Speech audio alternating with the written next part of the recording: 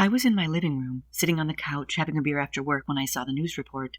I stared at my TV in disbelief as my face appeared on the screen in a mugshot. Authorities are searching for a prisoner who escaped from the Lakewoods Correctional Facility. If you see this man, do not approach him. Call 911 immediately.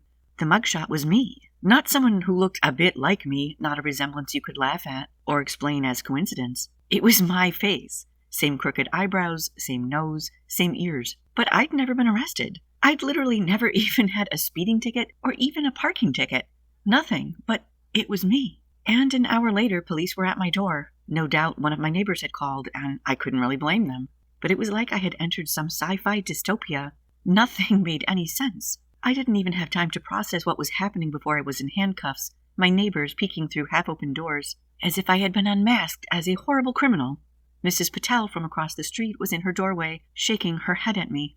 Another thing that didn't make any sense, though, was I was never in prison. Did they not recognize that by the fact I was still mowing my lawn and taking out my trash every week? I didn't do anything, I kept saying, my voice sounding strange and distant to my own ears. Sir, just cooperate, one of the officers replied, not unkindly, but not believing me either. I was placed in the back of the cruiser, and the door shut with a finality that made my chest tighten. This can't be real, I kept thinking. This just can't be real. At the station, everything blurred together. Fingerprints, a mugshot turning in my belongings, and the cold echo of a holding cell door closing shut behind me. I sat down on the narrow bench and stared at my hands. They looked like my hands. Normal, ordinary, not the hands of a fugitive. I used my one phone call to call my dad. Dad, I said after explaining where I was, they think I'm someone else. Someone who looks exactly like me, but it's not me. There was a pause on the other end. Too long of a pause. Okay, I understand. I'm coming in. I'll get this sorted out, he reassured me. But I had never heard my dad's voice sound so grim. Hours later, I was led into an interrogation room, and my dad was already sitting there on the opposite side of the table. The moment I saw his face, I felt unnerved and confused. He looked not just worried, not just scared, but guilty. He didn't say anything at first. He just placed 3 photographs on the metal table, while the officer who had led me in stood to one side. My eyes dropped to the photos. The first 2 that he placed on the table were baby pictures. An infant with round cheeks, wide eyes, bundled in soft blankets, and both of them were me, I thought, although I wasn't positive. Babies all kind of look a bit alike to me. And then he put down the third photo. 2 babies, side by side. Identical twins. My stomach dropped. What is this? I asked, though I already felt the answer forming, spreading through my brain like a crack spreading through glass. Dad exhaled slowly and rubbed his eyes with one hand. You were adopted, he finally said. The words landed heavily, but not as heavily as what came next. And you have a twin brother. I stared at him. That's not possible, I shot back automatically. It is, he replied. His voice sounded heavy and sad. We adopted both of you at first, but your brother, he was different. I didn't like the way he said it. Different how? He hesitated, looked down at the table for a moment, and then back at me. Even by age 2, he showed signs. Aggression, a lack of empathy. He would hurt animals, hurt other children, hurt you, and he never seemed to feel any remorse. We couldn't make him see he had done anything wrong. A chill crept up my spine. We tried, he continued. We got help, specialists, but it kept getting worse. And we were told... He went silent for a moment. We were told he might grow into someone dangerous. So you just gave him away? I snapped, anger flaring up through the shock.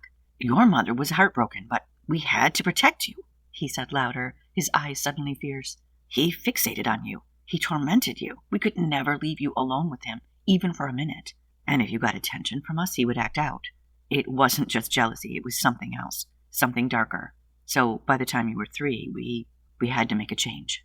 I felt sick. So what happened to him? We placed him back into the system, more or less.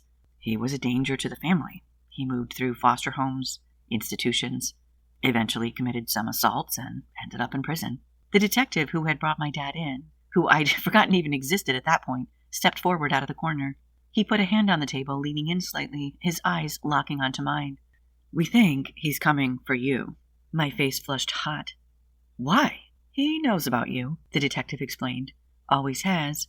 When he escaped, the prison staff interviewed the men housed just adjacent to him, and the guys who had been previously in the same cell, And we know from them that he knew your address, knew where you worked, knew you drive a Jeep. He had some sort of a plan to confront you when he got out. My face was still hot, but the rest of me went cold. Like my blood had chilled, only not just a figure of speech. It actually felt like that. How would he even know that stuff? I asked. Well, we're still figuring that out, the detective said, but in minimum security, prisoners do have some access to the internet, and it seems he made you into some sort of a mission. Mission? I repeated. It sounds like he wanted to become you, to take on your life. The room felt smaller.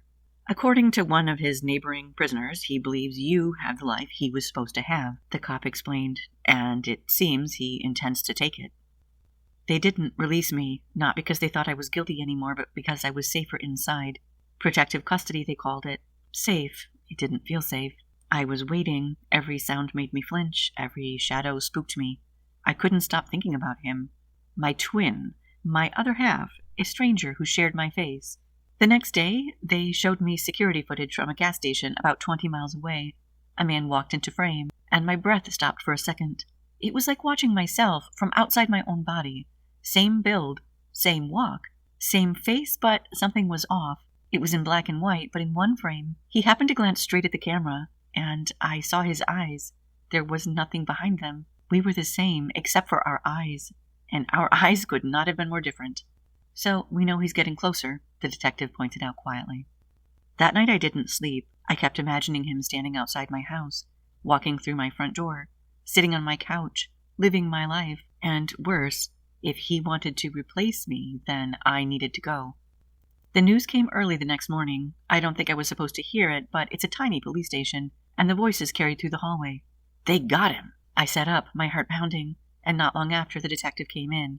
It's over, he said. He's been arrested. I hardly believed him. Where? I asked. Your house. He was inside? No, the detective said. He was approaching it. We had officers waiting. As soon as he stepped foot onto the property, they moved in. I exhaled shakily. So he didn't get in? No. I finally felt relief. After that, he went to a place far more secure than where he had escaped from, and, of course, I left protective custody. When I stepped outside, I felt the air on my face, and realized it felt like I had been holding my breath for days without realizing it.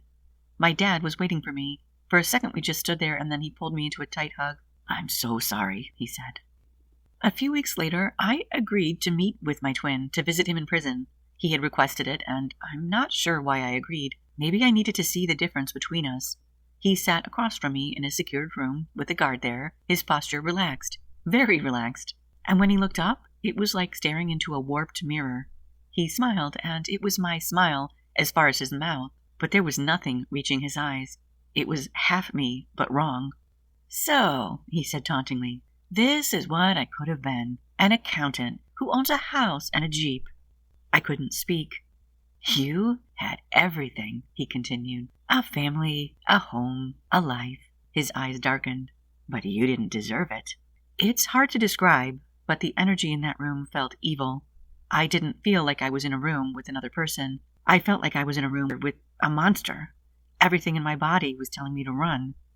I wasn't going to off you right away, he added, almost thoughtfully. I wanted to see how it felt first, to be you.